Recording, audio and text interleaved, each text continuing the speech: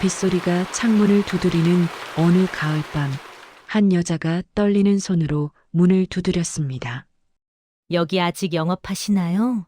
안에서 장독대를 정리하던 할머니는 여자의 얼굴을 보는 순간 멈칫했습니다.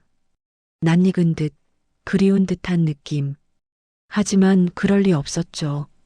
이 만남이 50년 묵은 비밀의 문을 여는 열쇠가 될 줄은 그때 둘 다 몰랐습니다.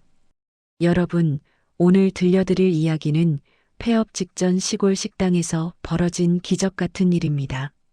50년 동안 가슴에 묻어둔 비밀 하나. 그 비밀이 한 가족의 운명을 어떻게 바꿨는지 함께 들어보시죠. 혹시 여러분도 되돌릴 수 없다고 생각했던 후회가 있으신가요? 아니면 자식과의 갈등으로 힘드신가요? 오늘 이야기는 바로 우리 모두의 이야기입니다. 자, 시작해 볼까요? 경남 하동군 화계면. 지리산 자락 아래 30년 넘게 한자리를 지켜온 식당이 있었습니다. 순덕이네 향토 음식점. 빛바랜 간판 아래로 이른 새벽 햇살이 비쳐들었습니다. 73세의 정순덕 할머니는 오늘도 새벽 5시에 일어나 장독대를 열었습니다. 밤새 내린 이슬이 장독 뚜껑에 맺혀 있었습니다. 할머니는 정갈한 행주로 뚜껑을 닦아낸 뒤 조심스럽게 열었습니다. 된장 뚜껑을 여는 순덕의 손가락 사이로 수십 년 묵은 장 냄새가 피어올랐습니다. 구수하면서도 깊은 세월의 무게가 담긴 그 냄새. 할머니는 잠시 눈을 감고 그 향을 들이마셨습니다. 이 냄새만큼은 변하지 않았습니다. 30년 전이나 지금이나. 하지만 식당 안은 텅 비어 있었습니다. 아침 6시, 7시, 8시가 지나도 문을 여는 손님은 없었습니다. 점심시간이 되어도 마찬가지였습니다. 오후 1시가 넘어서야 마을 어르신 2분이 들어왔습니다. 그것이 오늘의 전부였습니다. 할머니는 정성스레 차려놓은 반찬들을 바라보며 한숨을 쉬었습니다. 김치, 된장, 고추장, 간장, 모두 손수 담근 것들이었습니다. 나물도 직접 뜯어 다듬은 것이고 생선도 새벽에 시장에 나가 고른 것이었습니다. 하지만 이 정성을 알아주는 사람은 점점 줄어들고 있었습니다. 요즘 젊은 사람들은 이런 시골 음식을 찾지 않았습니다. 빠르고 화려한 음식에 익숙해진 세대였습니다. 마을 사람들마저 도시로 떠나버린 지 오래였습니다. 한때는 이 식당이 마을의 사랑방이었습니다. 사람들이 모여 밥을 먹고 이야기를 나누던 곳. 하지만 이제 그런 시절은 기억 속에만 남았습니다. 할머니의 하루는 그렇게 텅 빈 식탁과 씨름하며 흘러갔습니다. 오후 4시쯤 되면 남은 반찬을 정리하고 주방을 청소하고 장독대를 다시 한번 점검했습니다. 그것이 30년 동안 반복해온 일과였습니다. 오후 2시쯤 검은색 승용차 한 대가 식당 앞에 멈춰섰습니다. 차에서 내린 사람은 순덕의 아들 민철과 며느리 영숙이었습니다. 민철은 48세, 한때 서울에서 잘 나가던 사업가였지만 지금은 빚에 쪼들리는 신세였습니다. 영숙의 얼굴에는 피곤함이 역력했습니다. 두 사람은 식당 문을 열고 들어왔습니다. 순덕은 설거지를 하던 손을 멈추고 아들 내외를 맞았습니다. 반가우면서도 왠지 불안한 마음이 들었습니다. 아들 내외가 예고 없이 찾아올 때는 늘 좋지 않은 일이 있었으니까요. 영숙이 주방을 둘러보며 오늘 손님이 몇 명이나 왔는지 물었습니다. 순덕은 2명이라고 대답했습니다. 영숙의 표정에는 실망과 안타까움이 뒤섞여 있었습니다. 아니, 어쩌면 기대감이었을지도 모릅니다. 이제 정말 식당을 정리할 때가 되었다는. 민철이 식탁에 앉았습니다. 그는 한참을 망설이다 입을 열었습니다. 식당을 그만두라는 이야기였습니다. 더 이상 의미가 없다고. 하루에 손님 2명으로 어떻게 장사를 하느냐고. 이 땅을 팔면 3억은 받을 수 있다고 했습니다. 그 돈으로 서울에 있는 자신들의 집 근처에 아파트 한 채를 사들이겠다고 했습니다. 노인정도 가깝고 병원도 가깝다고, 혼자 이 시골에서 뭐 하시려고 하느냐고, 나이도 이제 70이 넘지 않았느냐고 설득했습니다. 순덕은 고개를 저었습니다. 자신은 여기서 죽을 거라고, 이 식당이 자신의 전부라고 했습니다. 목소리는 떨렸지만 의지만큼은 확고했습니다. 민철의 목소리가 높아졌습니다. 어머니의 고집도 이해하지만 자신들의 형편도 좀 봐달라고 했습니다. 사업이 망해서 빚이 얼마인지 아느냐고, 빚쟁이들한테 쫓기고 있다고, 아이들 학교도 제대로 못 보내고 있다고 토로했습니다. 순덕의 대답은 여전히 단호했습니다. 안 된다는 것이었습니다. 민철은 입술을 깨물었습니다. 영숙은 한숨을 쉬며 남편을 말렸습니다. 민철 내외는 더 이상 말을 잇지 못하고 자리에서 일어났습니다. 차에 오르며 영숙이 던진 한마디는 곧 다시 온다는 경고 같았습니다. 생각해 보시라고. 언제까지 이렇게 고집만 부리실 건지. 두 사람이 나간 뒤 식당은 다시 정적에 휩싸였습니다. 순덕은 장독대 앞에 주저앉았습니다. 무릎이 시큰거렸지만 그녀는 일어서지 않았습니다. 장독대의 둥근 모양들이 눈에 들어왔습니다. 하나, 둘, 셋. 모두 12개. 각각 다른 해에 담근 장들이었습니다. 구름 사이로 햇살이 비쳤지만 할머니의 마음은 어두웠습니다. 정말 이제 그만둬야 하는 걸까? 아들의 말이 맞는 걸까? 하지만 이곳을 떠나면 자신에게 남는 게 무엇일까? 순덕은 하늘을 올려다봤습니다. 구름이 천천히 흘러갔습니다. 그날 저녁 8시, 식당 문을 닫으려던 순덕은 밖에서 들리는 발소리에 멈칫했습니다. 빗속에서 누군가 다가오고 있었습니다. 우산도 없이 비를 맞으며 걸어오는 사람의 실루엣이 어둠 속에서 점점 가까워졌습니다. 문 앞에 선 여자는 흠뻑 젖은 채였습니다. 50대 중반쯤 되어 보이는 단정한 인상의 여자. 키는 중간 정도였고 단발머리에 안경을 쓰고 있었습니다.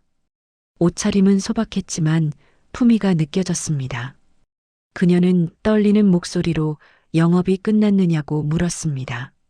단 한 끼만이라도 먹을 수 있냐고. 멀리서 왔는데 다른 식당은 다 문을 닫았다고 했습니다. 여자의 목소리에는 간절함이 묻어났습니다.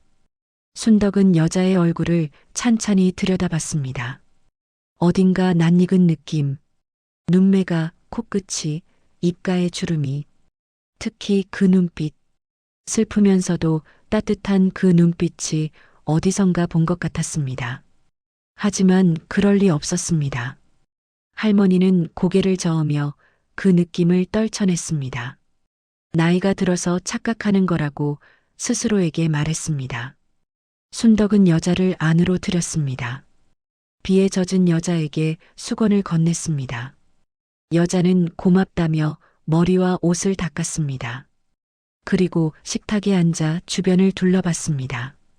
낡았지만 깨끗한 식당, 정갈하게 놓인 반찬 그릇들, 벽에 걸린 오래된 사진들, 1990년대쯤 찍은 것으로 보이는 흑백 사진에는 젊은 순덕이 식당 앞에 서 있었습니다. 여자는 그 사진을 한참 바라봤습니다. 그녀의 손가락이 가방 끈을 꽉 쥐었다 놓기를 반복했습니다. 순덕은 주방으로 들어가 된장찌개를 끓이기 시작했습니다. 냉장고에서 애호박과 두부를 꺼냈습니다. 애호박은 얇게 썰고 두부는 한 입 크기로 잘랐습니다.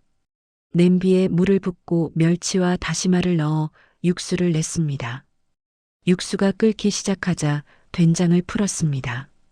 굵은 소금으로 간을 맞추고 애호박과 두부를 썰어 넣었습니다. 마지막으로 청양고추 1개를 송송 썰어 넣었습니다. 30년 동안 매일 해온 손놀림이었습니다.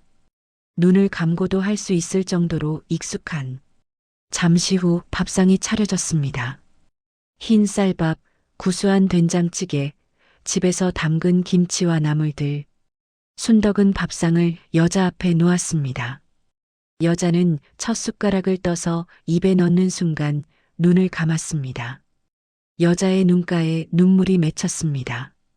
한 숟가락 한 숟가락이 목구멍을 넘어갈 때마다 무언가 뜨거운 것이 가슴 속에서 올라왔습니다. 이 맛, 이 따뜻함, 어딘가에서 느껴본 것 같은, 아니, 평생 그리워했던 그 맛. 여자는 말없이 밥을 먹었습니다. 천천히 한 숟가락씩 음미하며 순덕도 맞은편에 앉아 여자를 지켜봤습니다. 왜인지 모르게 이 낯선 여자가 밥 먹는 모습을 보는 것이 좋았습니다. 마치 오래전 누군가에게 밥을 먹여주던 그때처럼. 두 사람은 한동안 말없이 마주 앉아 있었습니다. 빗소리만이 창문을 두드렸습니다. 그 소리가 묘하게 둘 사이의 침묵을 채워주었습니다. 불편하지 않은 침묵, 오히려 편안한 침묵.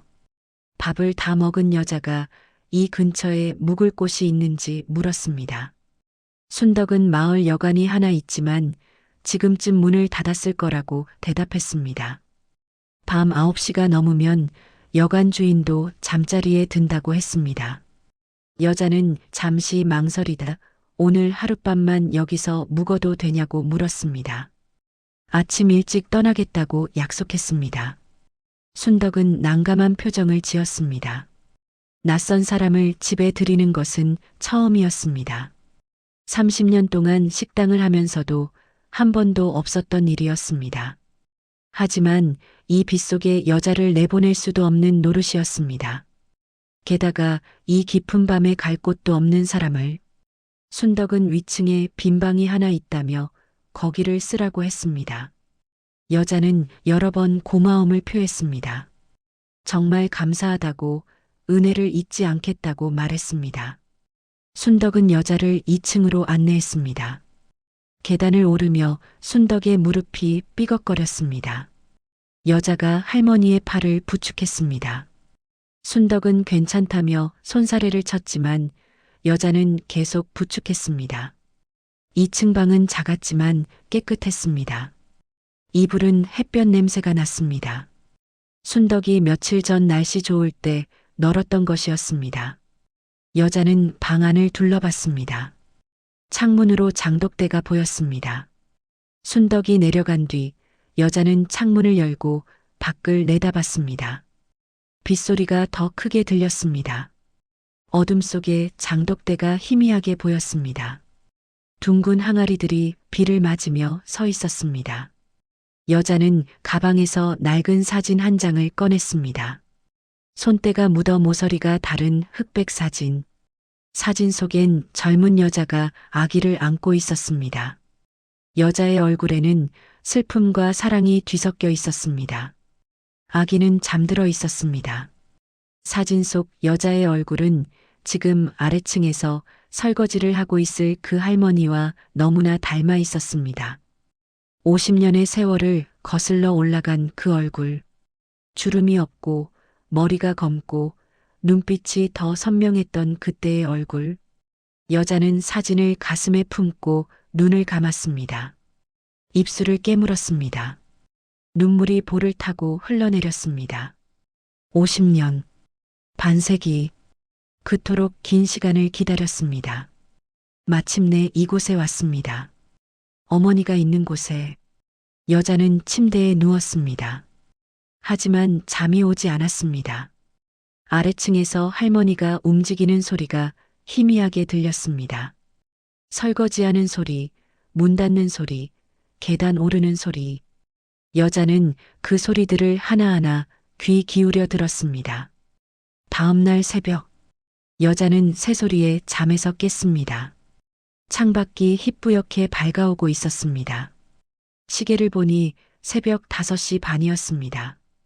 아래층에서 무언가 움직이는 소리가 들렸습니다. 여자는 조용히 일어나 옷을 입었습니다. 계단을 내려가 부엌 쪽을 들여다봤습니다. 순덕이 장독대 앞에 앉아 있었습니다. 할머니는 된장 항아리 뚜껑을 열고 안을 들여다보고 있었습니다. 순덕이 장독대 앞에 앉아 장을 휘젓고 있었습니다. 할머니의 손놀림은 마치 춤을 추는 것처럼 유려했습니다. 나무 주걱으로 된장을 한쪽에서 다른 쪽으로 천천히 저었습니다. 공기를 골고루 섞어주는 작업이었습니다. 새벽 공기 속에서 장 냄새가 은은하게 퍼졌습니다. 구수하면서도 깊은 향. 여자는 그 냄새를 맡으며 뭔가 가슴 속에서 뜨거운 것이 올라오는 것을 느꼈습니다. 여자는 순덕 옆에 쪼그려 앉았습니다. 순덕은 놀라며 여자를 바라봤습니다. 일찍 일어났다고, 더 주무셔도 된다고 했습니다. 여자는 괜찮다며 미소 지었습니다. 그리고 물었습니다. 이 장 담그는 법을 가르쳐 줄 수 있냐고. 순덕은 의아한 표정을 지었습니다. 왜 갑자기 그런 걸 배우고 싶으냐고 물었습니다. 여자는 어제 저녁에 먹은 그 된장찌개 맛을 잊을 수가 없다고 했습니다. 평생 먹어본 음식 중에 제일 맛있었다고. 그 눈빛은 진지했습니다. 거짓이 없었습니다. 순덕은 잠시 생각하다 입을 열었습니다. 장 담그는 건 하루 이틀에 되는 게 아니라고. 최소 몇 달은 걸린다고. 콩을 삶고 메주를 쓰고 말리고 소금물에 담그고 그 과정만 해도 서너 달이 걸린다고 했습니다. 여자는 며칠이라도 좋다고 했습니다. 기본이라도 배우고 싶다고. 순덕은 여자의 직업을 물었습니다. 여자는 잠시 망설이다 요리 관련 일을 한다고 대답했습니다. 구체적으로 말하지는 않았습니다. 순덕은 여자의 손을 보았습니다. 거칠지 않은 정갈한 손이었습니다. 요리를 하는 사람의 손치곤 너무 깨끗했습니다. 하지만 순덕은 더 묻지 않았습니다. 그녀는 한 달을 제안했습니다. 한 달 동안 여기 있으면서 배워보라고. 숙식은 공짜고 대신 식당 일을 좀 도와달라고 했습니다. 설거지도 하고 채소도 다듬고 손님 접대도 하고. 여자의 눈이 커졌습니다. 진심이냐고 물었습니다. 순덕은 자신의 말이 두 번 없다고 했습니다. 여자는 순덕의 손을 잡았습니다. 두 손으로 꽉 잡았습니다. 할머니의 손은 거칠었지만 따뜻했습니다. 순덕은 여자의 손을 가만히 내려다봤습니다. 따뜻했습니다.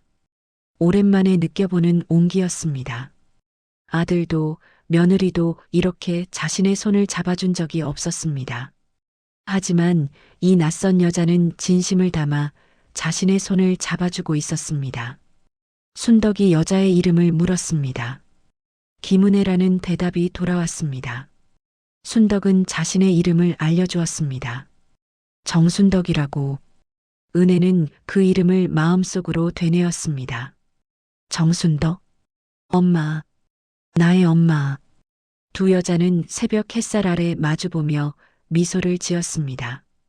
이것이 50년 만에 재회를 향한 첫 발걸음이었습니다. 하지만 그 사실을 아는 사람은 둘 중 한 명뿐이었습니다. 순덕은 몰랐습니다. 자신이 50년 전 보낸 딸이 바로 지금 옆에 앉아 있다는 것을. 은혜는 그날부터 순덕의 곁에서 요리를 배우기 시작했습니다. 새벽 5시에 일어나 장독대를 돌보고 채소를 다듬고 불을 지폈습니다. 처음에는 서툴렀지만 점점 익숙해졌습니다. 순덕은 된장찌개를 끓이면서 불 조절이 제일 중요하다고 말했습니다. 센 불에 확 끓이면 구수한 맛이 다 날아가 버린다고. 약한 불에서 천천히 오래 끓여야 깊은 맛이 난다고 했습니다. 은혜는 순덕의 모든 말과 행동을 노트에 적었습니다. 된장 한 숟가락의 양, 물의 온도, 끓이는 시간, 모든 것을 빠짐없이 기록했습니다. 하지만 글로 적을 수 없는 것들이 더 많았습니다. 된장을 뜰 때의 손목 각도, 간을 볼 때의 표정, 불을 조절할 때의 타이밍, 재료를 다듬을 때의 손놀림. 은혜는 그 모든 것을 눈으로 담았습니다. 카메라로 찍듯이 마음속에 새겨 넣듯이 은혜가 물었습니다. 이 맛은 어떻게 내는 거냐고. 순덕은 세월이라고 했습니다. 30년 동안 매일 해봐야 나오는 맛이라고. 하루 이틀 연습한다고 되는 게 아니라고 했습니다. 순덕은 웃으며 말했지만 은혜는 그 말 속에 담긴 무게를 느꼈습니다. 30년.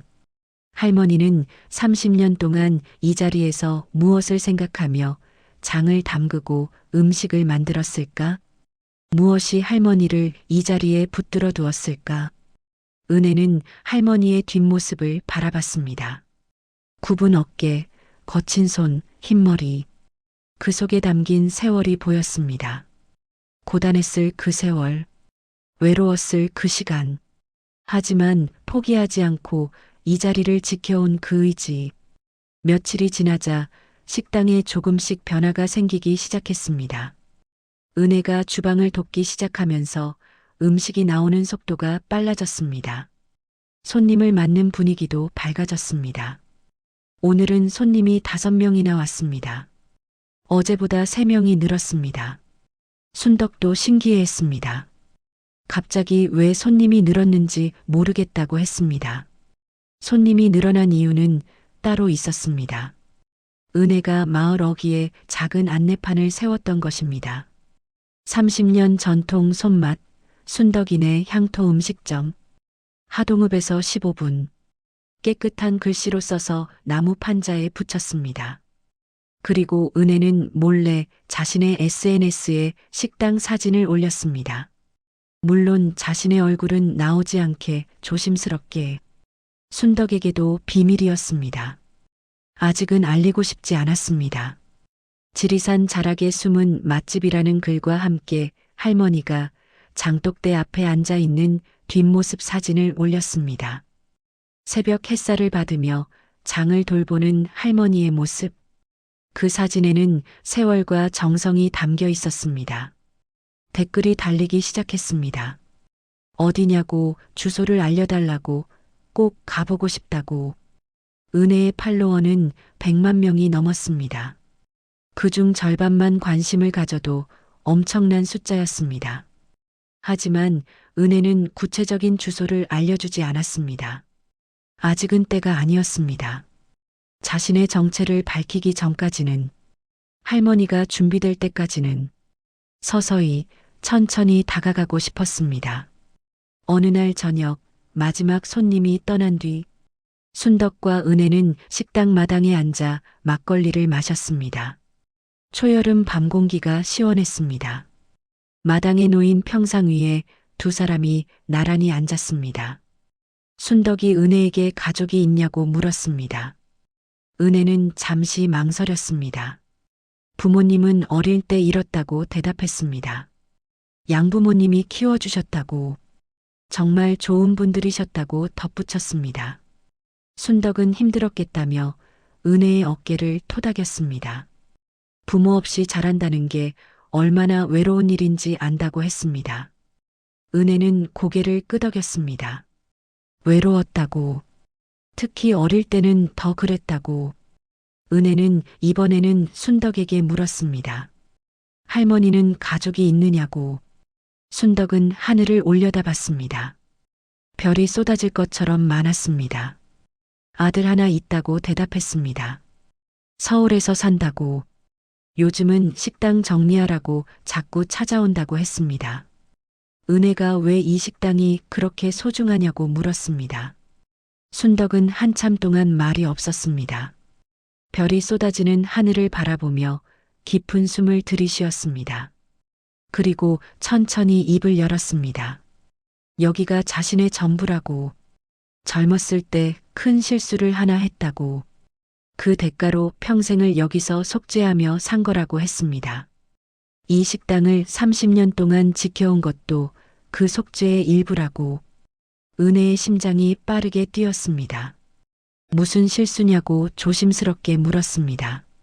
순덕은 고개를 저었습니다. 오래된 일이라고.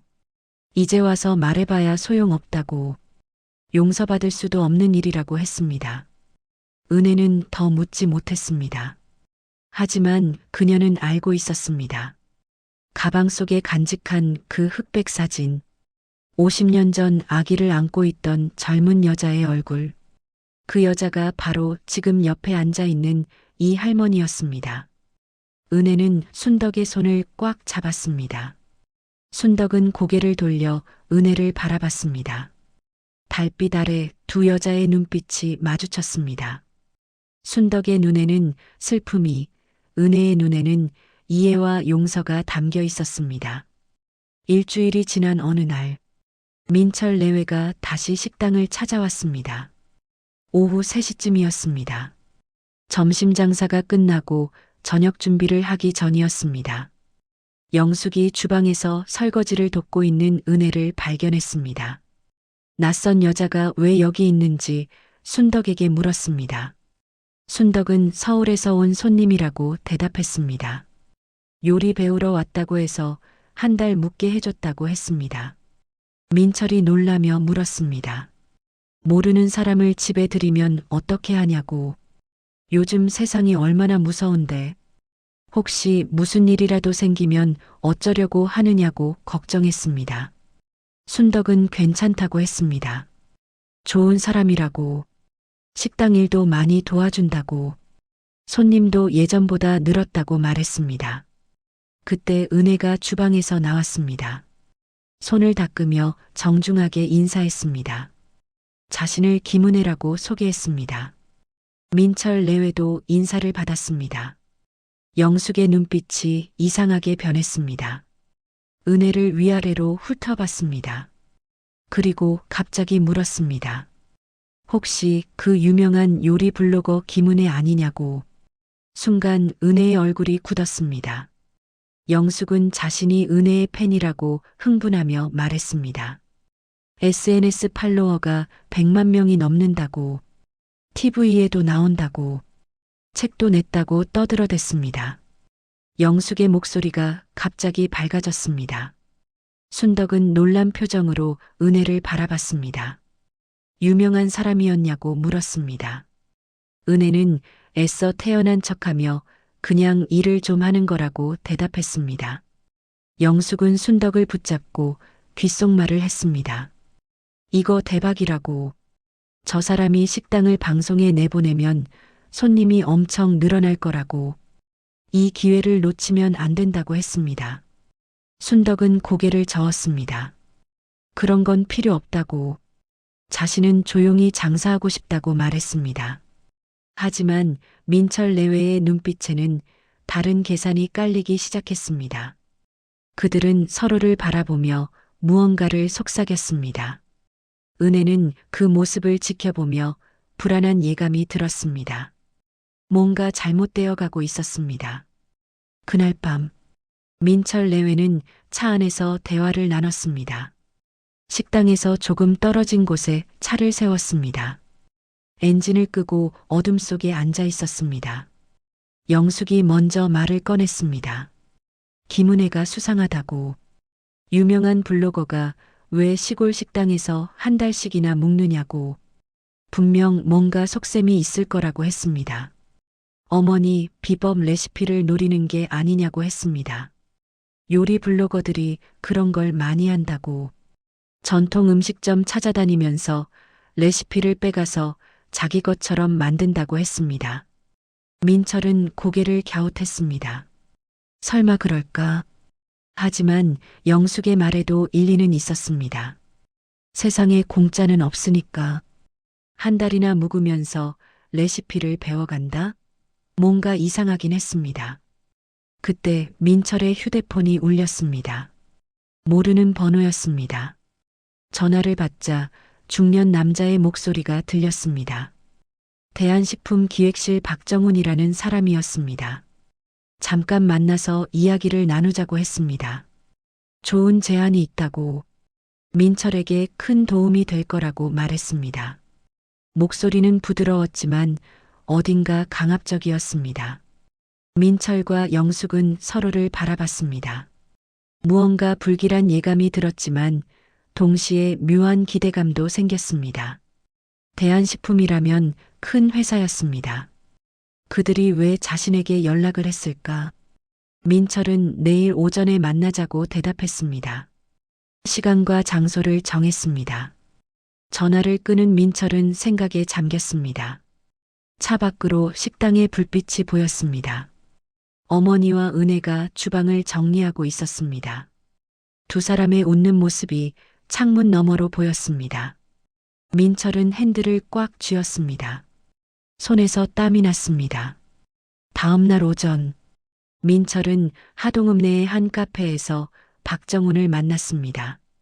50대 후반의 체격 좋은 남자였습니다. 비싼 양복을 입고 있었습니다. 그는 명함을 건넸습니다. 대한식품전략기획실 상무. 박정훈은 커피를 한 모금 마신 뒤 단도직입적으로 말했습니다. 회사에서 전통 장류 사업을 준비 중이라고, 전국의 명인들을 찾아다니고 있다고, 그러다 순덕의 소문을 들었다고 했습니다. 어머니가 담그는 장이 자자하다고, 30년 비법이라고, 그 비법을 회사에 넘겨주면 5천만 원을 주겠다고 제안했습니다. 민철은 숨이 막혔습니다. 5천만 원. 빚을 갚고도 남는 돈이었습니다. 민철은 떨리는 목소리로 말했습니다. 어머니한테 물어봐야 한다고, 자신이 마음대로 결정할 수 없다고. 박정훈은 고개를 저었습니다. 어머니는 절대 동의 안 할 거라고 했습니다. 그런 분들이 다 그렇다고. 평생 지켜온 비법을 쉽게 넘기지 않는다고. 그냥 레시피만 빼내주면 된다고. 어머니 몰래. 박정훈은 계속 말했습니다. 어차피 어머니 돌아가시면 그 비법도 같이 사라진다고. 차라리 지금 돈으로 바꾸는 게 낫지 않느냐고. 민철 씨도 돈이 필요하지 않느냐고 물었습니다. 민철은 잠시 망설였습니다. 박정훈은 봉투 하나를 테이블에 올려놓았습니다. 계약금 500만 원이라고 했습니다. 나머지는 레시피 확인 후 주겠다고. 현금으로 줄 수도 있고 계좌로 보낼 수도 있다고 했습니다. 민철은 봉투를 바라봤습니다. 손이 떨렸습니다. 그의 머릿속에서는 빚쟁이들의 독촉 전화와 아내의 한숨 소리가 뒤섞였습니다. 아이들의 학원비, 집 월세, 카드 대금. 그는 봉투를 집어들었습니다. 박정훈이 미소 지었습니다. 현명한 선택이라고. 일주일 안에 레시피를 보내달라고 했습니다. 민철은 고개를 끄덕였습니다. 하지만 그의 얼굴은 창백했습니다. 집으로 돌아온 민철은 영숙에게 모든 것을 털어놓았습니다. 5천만 원. 영숙의 눈이 커졌습니다. 그 정도면 빚을 다 갚을 수 있다고 했습니다. 새 출발을 할 수 있다고. 아이들도 좋은 학원에 보낼 수 있다고 흥분했습니다. 민철은 그래도 이건 아닌 것 같다고 망설였습니다. 어머니를 배신하는 거라고. 평생 지켜온 비법을 훔치는 거라고. 양심이 허락하지 않는다고 했습니다. 영숙은 현실을 보라고 했습니다. 지금 빚쟁이들한테 쫓기고 있다고. 이대로 가다간 애들 학교도 못 보낸다고. 어머니는 어차피 곧 식당 문 닫을 거라고. 그럼 그 비법도 사라진다고 설득했습니다. 민철은 고민에 빠졌습니다. 영숙은 그 김은혜라는 여자도 수상하다고 다시 말했습니다. 유명한 블로거가 왜 시골 식당에서 한 달씩이나 묵느냐고. 분명 레시피를 노리고 온 거라고. 어차피 누군가는 가져갈 거면 차라리 우리가 먼저 하는 게 낫지 않느냐고 했습니다. 영숙은 그날부터 은혜를 더 집중적으로 감시하기 시작했습니다. 은혜가 노트에 뭔가를 적을 때마다 옆에서 슬쩍 들여다봤습니다. 은혜가 할머니와 대화할 때마다 귀를 기울였습니다. 은혜가 장독대를 보며 사진을 찍을 때도 지켜봤습니다. 한편 은혜는 매일 순덕과 함께 시간을 보내며 점점 더 확신을 갖게 되었습니다. 이 사람이 자신의 친어머니라는 것을. DNA 검사 결과도 나왔습니다. 서울에서 보낸 샘플로 검사한 결과 99.9% 일치. 이제 확실했습니다. 어느 날 저녁 은혜는 용기를 내어 조심스럽게 물었습니다. 할머니가 혹시 옛날에 아이를 보낸 적이 있냐고. 순덕의 손이 멈췄습니다. 설거지하던 그릇을 싱크대에 내려놓았습니다. 왜 그런 걸 물으냐고 되물었습니다. 목소리가 떨렸습니다. 은혜는 그냥 궁금해서라고 대답했습니다. 할머니 이야기를 듣고 싶다고. 순덕은 한참을 침묵하다 천천히 입을 열었습니다. 있다고 대답했습니다.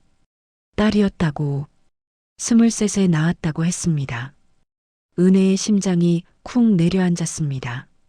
순덕은 계속 말을 이어갔습니다. 목소리는 작았지만 또렷했습니다. 미혼모였다고. 그 시절엔 그게 큰 죄였다고. 동네에서 손가락질 받고 친정에서도 쫓겨났다고. 마을 사람들이 돌을 던지기도 했다고. 더러운 여자라고 욕했다고 했습니다. 순덕의 목소리가 떨렸습니다. 아이 아버지는 책임지겠다고 해놓고는 도망갔다고. 혼자 아이를 키울 형편이 안 됐다고. 일자리도 구할 수 없었다고. 미혼모를 고용하는 곳이 없었다고 했습니다. 그래서 입양을 보냈다고. 100일도 안 됐을 때였다고. 입양 기관에서 아이를 데려가는 날 자신은 하루 종일 울었다고. 그 뒤로도 매일 울었다고 했습니다. 은혜의 눈에서 눈물이 흘러내렸습니다. 후회하느냐고 물었습니다. 순덕은 평생 후회하며 살았다고 했습니다. 하루도 그 아이 생각 안 한 날이 없다고.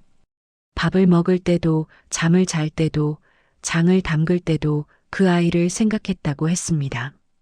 이 식당을 30년 동안 지킨 것도 그 아이 때문이라고. 혹시 그 아이가 자신을 찾아온다면 여기서 기다리고 있어야 한다고 생각했다고. 50년을 기다렸다고 말했습니다. 순덕도 눈물을 흘렸습니다. 두 여자는 서로를 바라보며 울었습니다. 은혜는 순덕의 손을 잡았습니다. 떨리는 목소리로 말했습니다. 그 아이는 엄마를 원망하지 않을 거라고. 엄마가 얼마나 힘들었는지 이해할 거라고. 엄마가 최선을 다했다는 걸 알 거라고 말했습니다. 순덕은 은혜를 바라봤습니다. 왜 이런 말을 하냐고 물었습니다. 은혜는 말하려다 참았습니다. 아직은 때가 아니었습니다. 할머니가 아픈 마음을 충분히 추스를 시간이 필요했습니다. 진실을 받아들일 준비가 되었을 때 말해야 했습니다. 그날 밤 순덕이 잠든 사이 민철은 몰래 어머니 방에 들어갔습니다. 시계를 보니 새벽 2시였습니다. 집안은 조용했습니다. 민철은 손전등을 켜고 조심스럽게 움직였습니다. 오래된 서랍장을 열었습니다. 삐걱거리는 소리가 났습니다. 민철은 멈춰서 어머니 방을 쳐다봤습니다. 다행히 어머니는 잠든 것 같았습니다. 그는 다시 서랍을 뒤졌습니다. 낡은 공책 하나를 찾아냈습니다. 장 담그는 법. 어머니가 평생 기록해온 비법 노트였습니다. 노란 종이에 빛바랜 글씨. 어머니의 필체였습니다. 민철은 휴대폰으로 모든 페이지를 촬영했습니다. 손이 떨렸지만 멈출 수 없었습니다. 한 장 한 장 사진을 찍었습니다. 500만 원이 든 봉투가 주머니 속에서 무겁게 느껴졌습니다. 그때 방문이 열렸습니다. 은혜가 서 있었습니다. 민철은 화들짝 놀라 휴대폰을 떨어뜨릴 뻔했습니다. 두 사람은 어둠 속에서 마주봤습니다. 은혜가 조용히 물었습니다. 뭐 하는 거냐고. 할머니 물건을 훔치는 거냐고. 민철은 당황하며 변명했습니다. 집안일인데 상관하지 말라고. 낯선 사람 주제에 어디서 참견이냐고 목소리를 높였습니다. 은혜도 참지 못하고 소리쳤습니다. 할머니가 평생 지켜온 비법을 훔치면 안 된다고. 그게 얼마나 소중한 건지 아느냐고. 민철은 대받아쳤습니다. 당신도 레시피 노리고 온 거 아니냐고. 유명한 블로거가 왜 여기 있냐고 소리쳤습니다. 두 사람의 목소리가 점점 높아졌습니다. 그 소리에 순덕이 깨어났습니다. 복도를 걸어오는 발소리가 들렸습니다. 슬리퍼를 끄는 소리. 순덕이 불을 켰습니다. 순덕이 방으로 들어왔습니다. 민철의 손에 든 공책을 봤습니다. 자신의 비법 노트. 순덕은 비틀거렸습니다. 벽을 짚었습니다. 자신의 아들이 자신의 물건을 훔쳐가려 한다는 사실을 받아들일 수 없었습니다. 순덕은 떨리는 목소리로 말했습니다. 나가라고. 당장 자신 앞에서 꺼지라고. 다시는 얼굴도 보기 싫다고 소리쳤습니다. 그리고 가슴을 움켜쥐었습니다. 숨이 막혔습니다. 심장이 조여왔습니다. 은혜가 순덕을 부축했습니다. 할머니 괜찮으시냐고 물었습니다. 하지만 순덕은 그대로 쓰러졌습니다. 민철은 얼어붙었습니다. 은혜가 119에 전화를 걸었습니다. 119가 도착했습니다. 구급대원들이 들것을 가지고 왔습니다. 순덕은 응급차에 실려 병원으로 갔습니다. 은혜가 함께 탔습니다. 민철은 멍하니 서 있었습니다. 영숙이 다가왔습니다. 어떻게 하느냐고 물었습니다. 민철은 주저앉아 울었습니다. 자신이 어머니를 이렇게 만들었다고, 자신이 죽일 뻔했다고. 영숙은 어쩔 줄 몰라 하며 민철의 어깨를 토닥였습니다. 병원 응급실. 의사가 나왔습니다. 과로와 스트레스로 인한 심근경색 증상이라고 설명했습니다. 다행히 빨리 와서 큰 문제는 없지만 절대 안정이 필요하다고, 스트레스를 받으면 안 된다고 당부했습니다. 은혜는 안도의 한숨을 쉬었습니다. 하지만 순덕이 깨어났을 때 가장 먼저 한 말은 민철이를 오지 못하게 하라는 것이었습니다. 자신은 아들이 없다고, 그런 아들은 필요 없다고 했습니다. 은혜는 순덕의 손을 꽉 잡았습니다. 괜찮다고 말했습니다. 자신이 옆에 있겠다고, 할머니를 지키겠다고 약속했습니다. 순덕은 은혜를 바라봤습니다. 떨리는 목소리로 물었습니다. 당신은 도대체 누구냐고, 왜 나한테 이렇게 잘해주느냐고. 은혜는 더 이상 참을 수 없었습니다. 가방에서 사진을 꺼냈습니다. 이제 말해야 할 때였습니다. 더 이상 비밀로 할 수 없었습니다. 병실에는 순덕과 은혜 단둘만 있었습니다. 창밖으로 해가 지고 있었습니다. 노을빛이 병실을 붉게 물들였습니다. 마치 세상이 온통 불타는 것 같았습니다. 은혜는 가방에서 낡은 사진을 꺼냈습니다. 손이 떨렸습니다. 흑백 사진 속 젊은 여자가 아기를 안고 있었습니다. 순덕은 사진을 보는 순간 온몸이 굳었습니다. 숨이 멎는 것 같았습니다.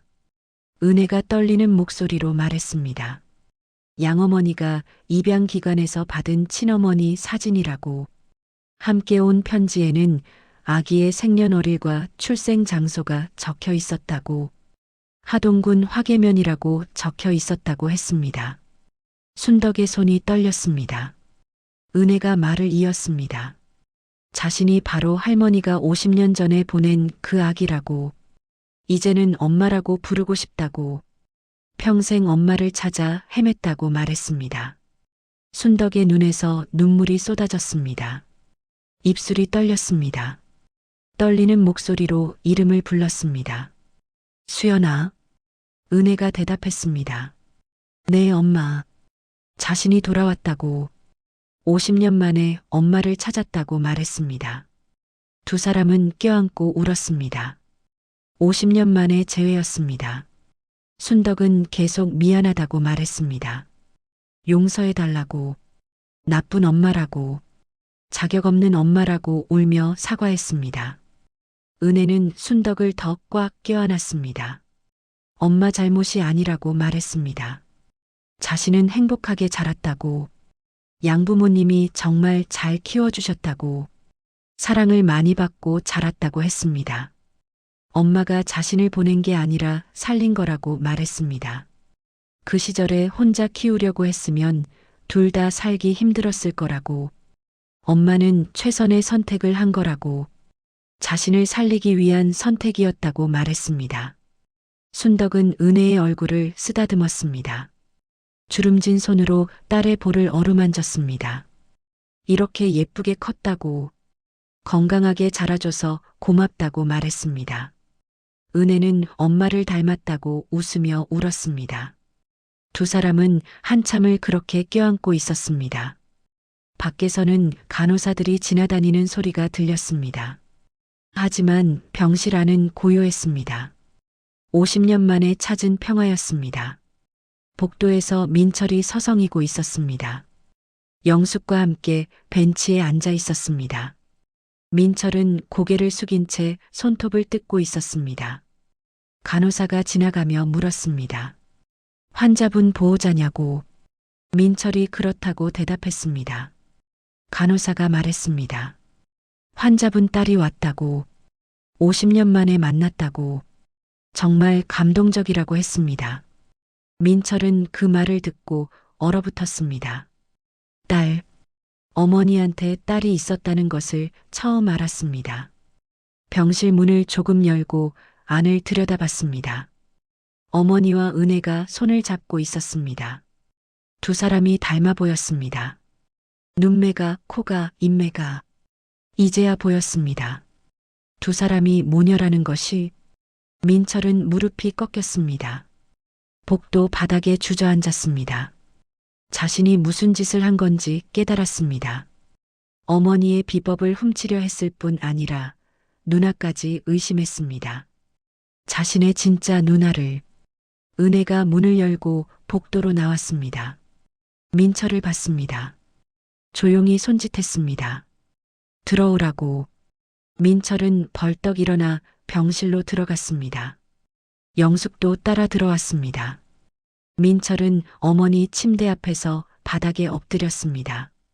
정말 죄송하다고, 몰랐다고, 용서해달라고 울며 빌었습니다. 순덕은 아들을 내려다봤습니다. 한숨을 쉬었습니다. 은혜는 민철을 일으켰습니다. 남매라고 말했습니다. 비록 늦게 만났지만 가족이라고, 이제부터 다시 시작하면 된다고 했습니다. 민철은 은혜를 바라봤습니다. 누나라고 불렀습니다. 정말 죄송하다고, 누나를 의심했다고, 레시피를 노린다고 생각했다고 사과했습니다. 은혜는 괜찮다고 했습니다. 자신도 처음부터 말하지 못해서 미안하다고. 하지만 이제 모든 게 밝혀졌으니 새로 시작하자고 말했습니다. 민철은 어머니를 바라봤습니다. 순덕은 한숨을 쉬었습니다. 자신이 민철에게 제대로 못해준 게 많다고 말했습니다. 은혜한테만 신경 쓰느라 민철은 소홀히 했다고, 미안하다고 했습니다. 은혜가 말했습니다. 이제 다시 시작하면 된다고. 가족이니까. 진짜 가족이 되는 건 지금부터라고. 세 사람은 서로를 바라보며 눈물을 흘렸습니다. 영숙도 울고 있었습니다. 일주일 후 순덕은 퇴원했습니다. 은혜와 민철이 함께 모셔왔습니다. 식당으로 돌아왔을 때 마당에는 새로 심은 꽃들이 피어 있었습니다. 영숙이 준비한 것이었습니다. 민철은 어머니를 도와드리겠다고 했습니다. 서울로 돌아가지 않고 여기 남겠다고, 식당을 함께 하겠다고 말했습니다. 순덕은 놀라며 물었습니다. 서울 일은 어떻게 하느냐고. 민철은 이미 정리했다고 대답했습니다. 빚도 천천히 갚기로 했다고. 이제는 가족이 더 중요하다는 걸 깨달았다고 했습니다. 순덕은 고개를 끄덕였습니다. 영숙도 사과했습니다. 자신이 욕심을 부렸다고, 돈만 생각했다고, 이제는 달라지겠다고 약속했습니다. 순덕은 두 사람을 안았습니다. 다시 시작하자고 말했습니다. 은혜는 자신의 SNS를 열었습니다. 팔로워 100만 명이 기다리고 있었습니다. 은혜는 긴 글을 올렸습니다.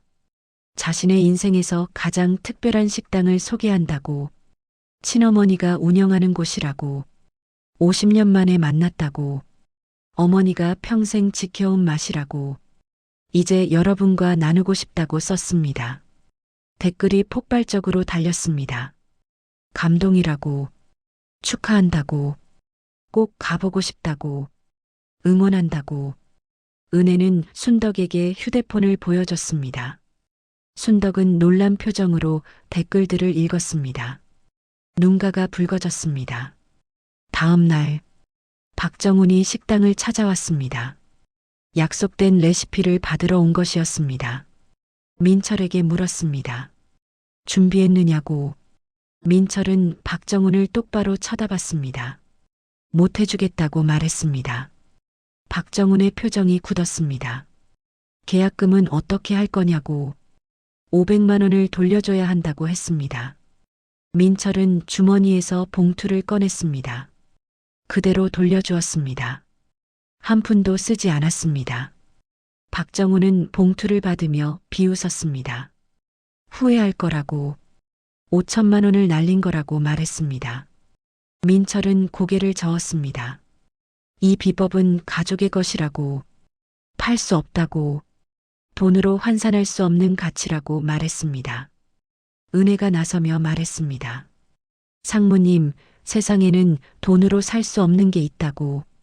50년 세월과 한 여인의 눈물로 만들어진 이 맛은 그 어떤 돈으로도 살 수 없다고. 이건 단순한 레시피가 아니라 한 사람의 인생이라고 말했습니다. 박정훈은 비웃으며 나갔습니다. 감상적이라고.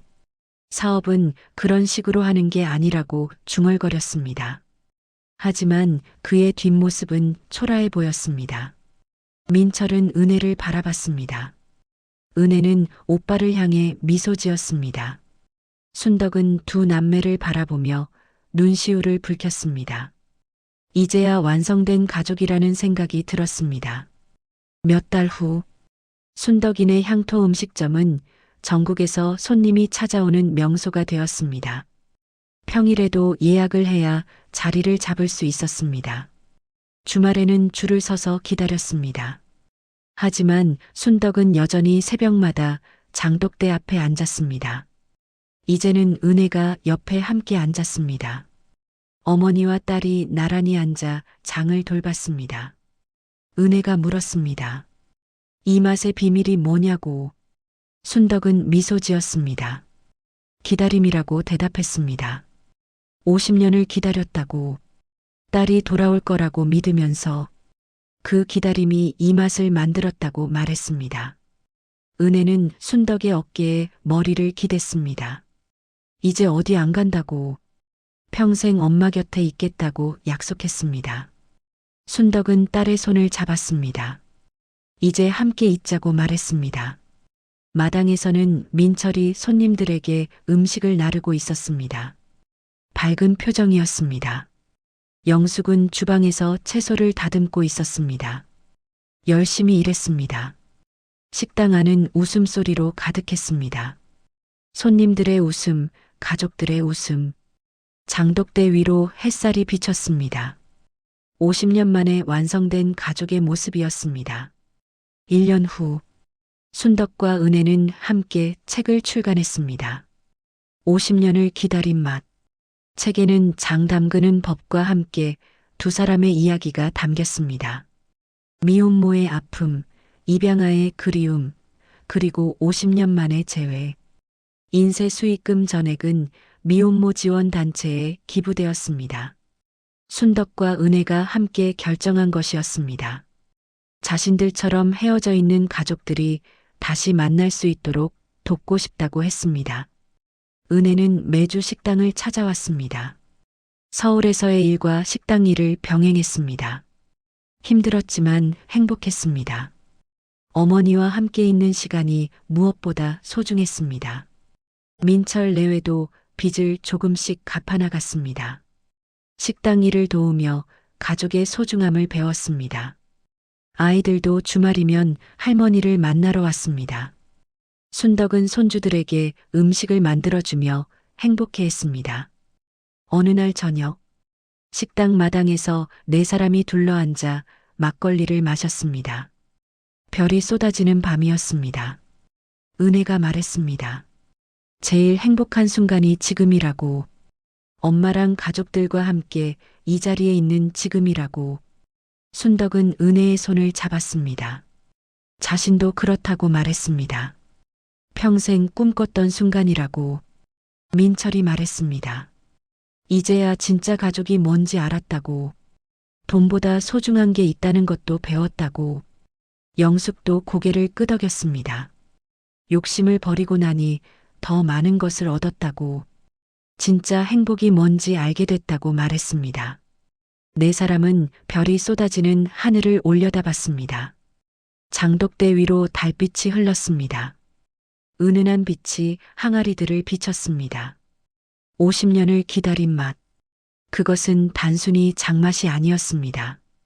기다림 끝에 만나는 사랑, 용서와 화해, 그리고 새로운 시작. 그 모든 것이 담긴 인생의 맛이었습니다.